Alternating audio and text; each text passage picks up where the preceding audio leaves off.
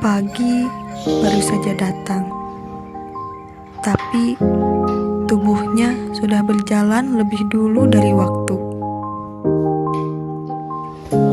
Di dapur, ia meracik sarapan. Di pabrik, ia mengejar target. Di rumah, ia tetap jadi tempat semua bertumpuk.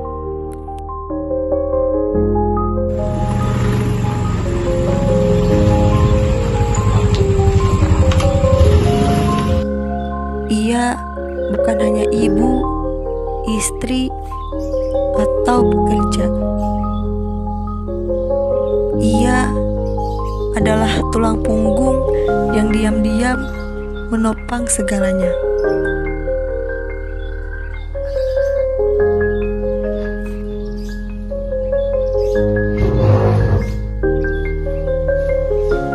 Cepat bangun, udah siang nih. Belum mandi, belum sarapan.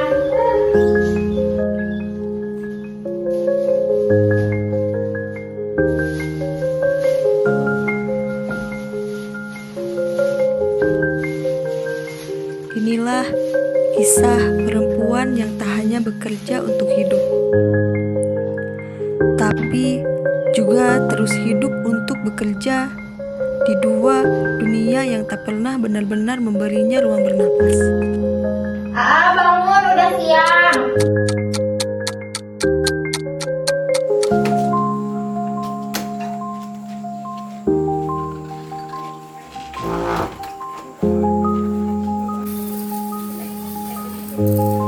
Yang sarapan udah siap, aku berangkat duluan ya.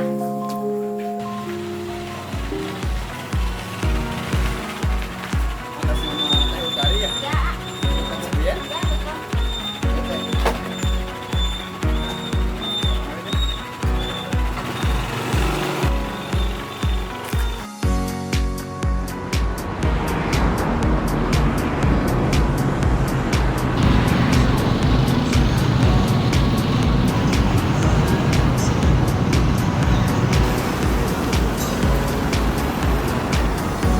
Makasih ya, A.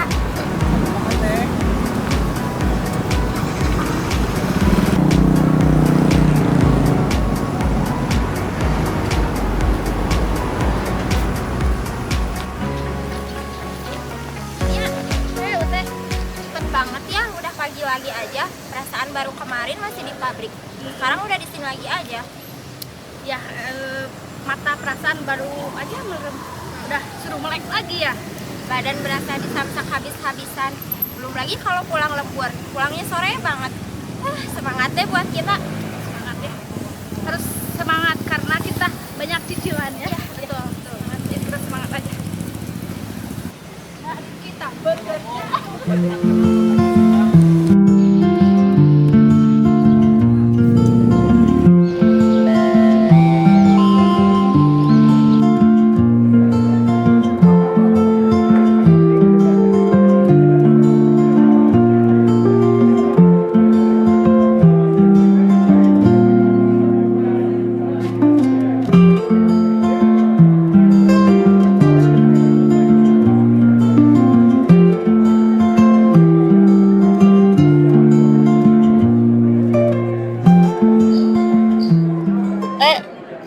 Kamu ngerasa nggak sih kerja di sini tuh lelah, capek, belum lagi pulang sore, di rumah nambah kerjaan. Jangan ditanya lagi, ya jelas capek lah.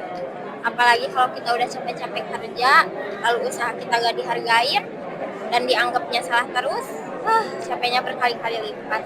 Tapi kalau seandainya resign kerja, nanti nggak ada uang, dapat penghasilan sendiri, nggak bisa belanja-belanja buat sendiri. Nah iya, itu yang lagi Utari rasain sekarang. Bentar ya Teh, lagi ada anggota telepon dulu. Iya, ya.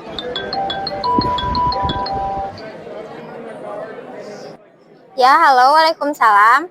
Ada apa ya? Oh, ya. Terus, gimana lagi? Oh, boleh. Oh, iya iya iya. Boleh, nanti langsung ke sekretariat aja ngobrolnya. Biar leluasa juga, gak ada yang tahu. Iya iya iya. Boleh boleh boleh. Nanti kabarin aja ya kalau udah di sekretariat. Iya iya. Oke, sama-sama.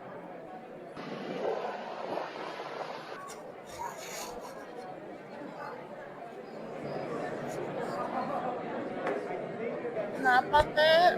Biasa ada kerjaan lagi. Nanti habis ini harus langsung ke sekre. Oh.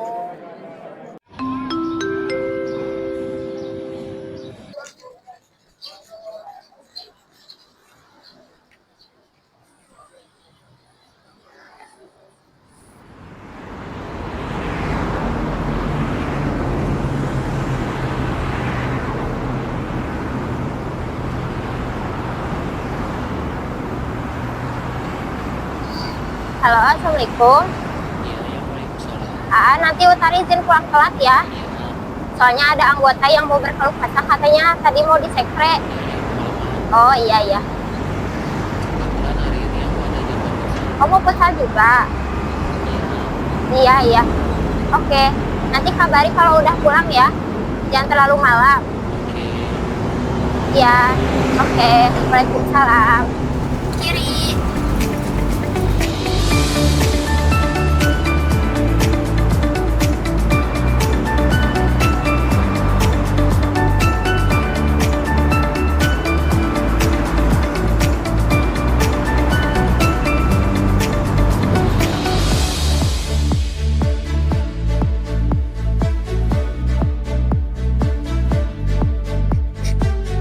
Assalamualaikum. Ulfa, tadi udah ada anggota yang kesini belum? Belum ada. Emang kenapa teh? Tadi ada anggota yang mau berkeluh kesah sama Utari diarahin ke sekretariat. Oh, ya udah nggak apa-apa. Langsung siapin aja itu berkas-berkasnya biar nanti kalau misalnya langsung anggotanya ke sini, langsung kita ke sana. Boleh.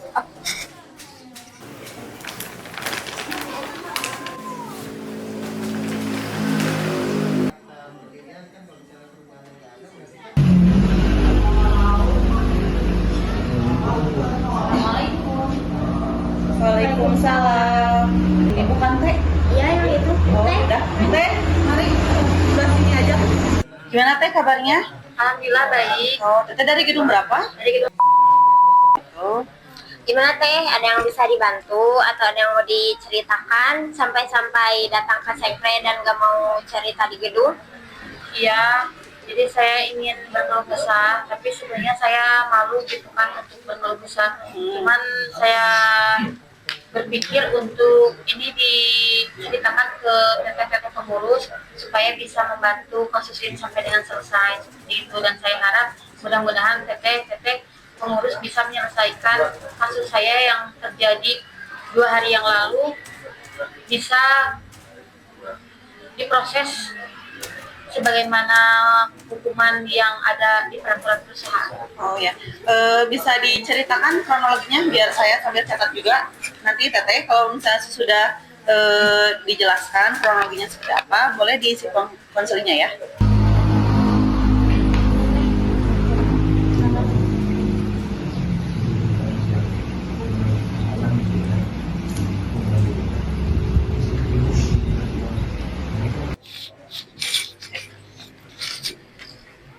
Terima kasih Teteh sudah berani mau bercerita kepada kami. Saya sangat bangga sekali kepada perempuan yang mau memperjuangkan hak-haknya. Lalu itu Teteh kenal dengan orang tersebut atau akrab dengan orang tersebut? Hanya kenal saja karena bertetanggaan area kerjanya, tapi kalau untuk akrab atau saling mengenal itu tidak. Mungkin teh ini kan karena kita juga harus ngebedah dulu kasus tetesnya seperti apa, terus kita harus konfirmasi dulu ke HR seperti apa kelanjutan ini kasusnya gitu. Nanti biar kami bedah dulu, kalau misalnya sudah selesai, nanti kami konfirmasi teteh. Untuk sekarang boleh diicip-icip dulu biar kami bedah dulu. Ya, terima kasih. Tapi kalau nanti ada panggilan dari manajemen, saya mau diantar boleh? Boleh? Iya, boleh. Oh ya. Iya, boleh. karena saya takut pelakunya atau intimidasi dari teman-teman yang lainnya seperti Jangan takut teteh kan di sini sebagai anggota serikat pekerja juga, kami juga sebagai pengurus berhak melindungi juga anggotanya. Jangan khawatir ya teh, jangan khawatir teh. Kalau ada apa-apa bisa bilang ke kita aja. Cerita. Terima kasih banget ya Teteh udah mau dengerin cerita saya dan mau bantu juga proses kelanjutan yang sudah kejadian ini terjadi kepada saya. Mudah-mudahan Teteh bisa tetap kompak di serikat pekerja ini dan bisa membantu teman-teman anggota yang memang membutuhkan.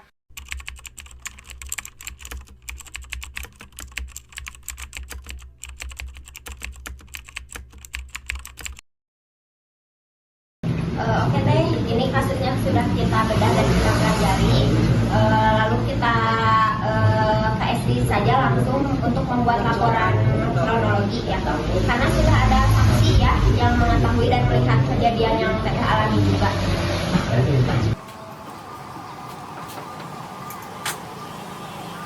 Assalamualaikum. Waalaikumsalam, silakan masuk. Silakan duduk. Ada apa dari mana? Ini Pak, saya ingin pendampingan anggota saya yang berkeluh kesah tentang kejadian yang dialaminya. Anggota saya mengalami kejadian harassment atau pelecehan seksual. Saya ingin kasus yang dialami oleh anggota saya segera diproses dan sanksi harus sesuai dengan PKB. Oh. Baik, untuk kasus yang seperti ini, untuk korbannya Teteh harus memberikan kronologi secara langsung. Jadi Teteh duduk aja nanti di sana, biar Tetehnya yang melakukan kronologisnya kayak gimana.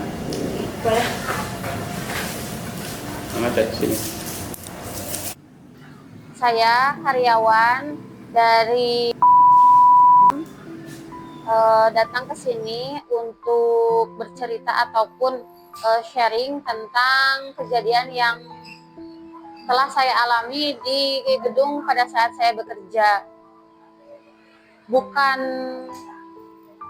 saya tidak malu untuk menceritakan ini, tapi saya mau mendapatkan keadilan terhadap saya yang mengalami pelecehan. Saya sedang bekerja, tidak sedang bercanda, dan juga tidak terlalu mengenali pelaku tersebut.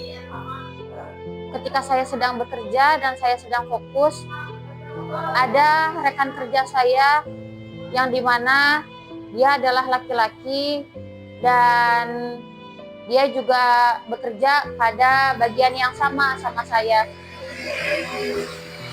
Tidak tahu kenapa dia tiba-tiba diam di belakang saya dan menunduk di bawah paha saya. Kemudian tidak lama dia menepuk pantat saya sebanyak 3 kali. Kemudian saya tengok ke bawah, itu adalah lawan jenis saya, dan dari situ banyak saksi dan juga orang yang melihat di mana kejadian tersebut dilakukan di hadapan orang banyak, yang mengakibatkan saya malu, marah, kemudian juga tidak tahu harus bagaimana.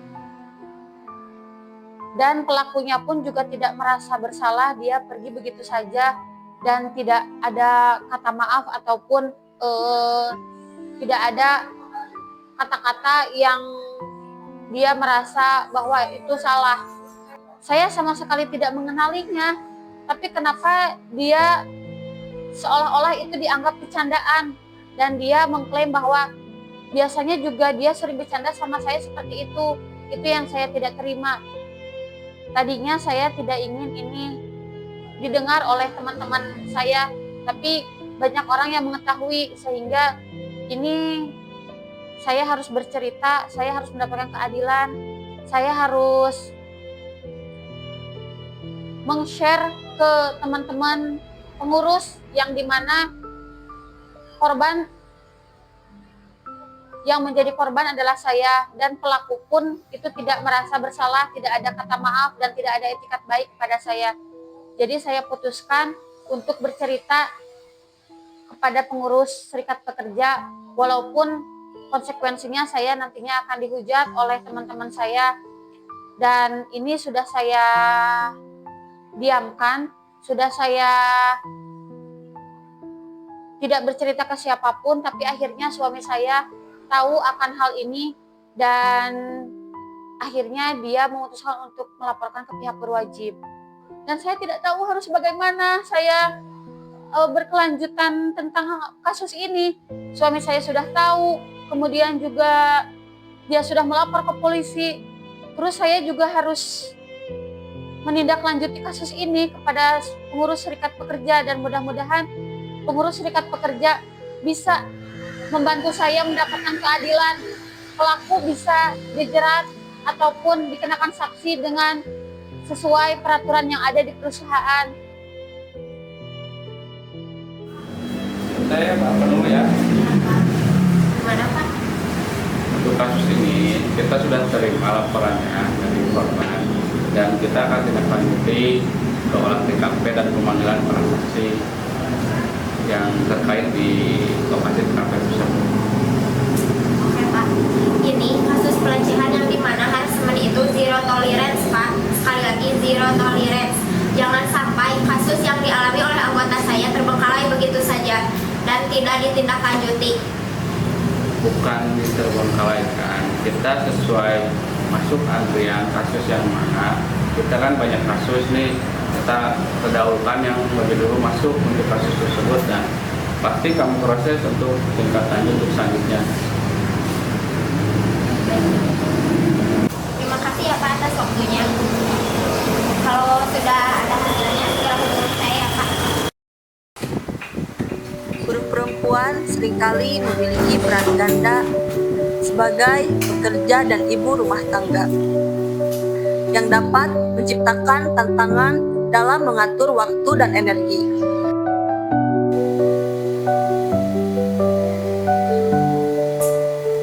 Buruh perempuan juga dilindungi dari diskriminasi di tempat kerja dan memiliki hak untuk berserikat dan berorganisasi.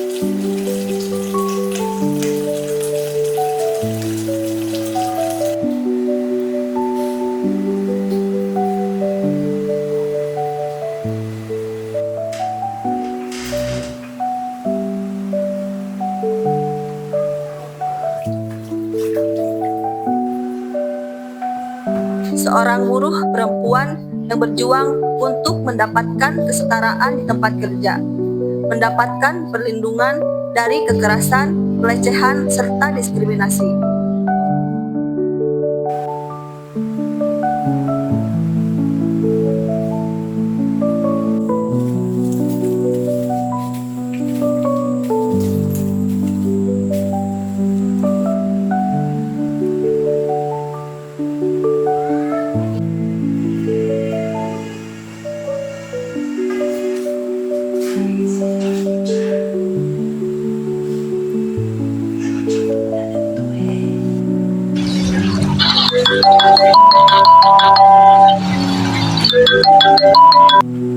Halo, Assalamualaikum Ma.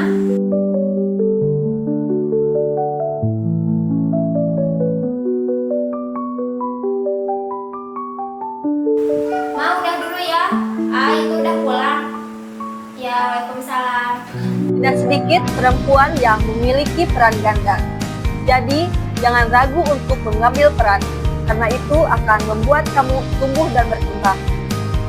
Terima kasih Teh Utari yang telah bersedia menjadi narasumber dari podcast kami.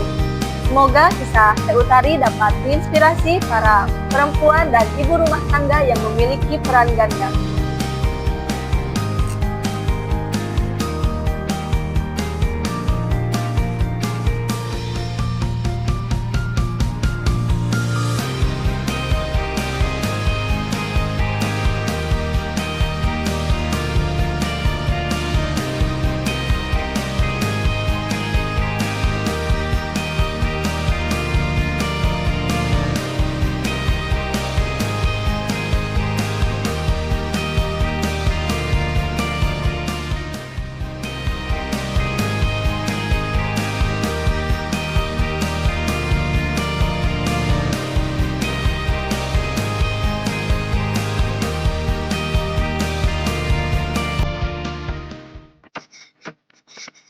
Assalamualaikum.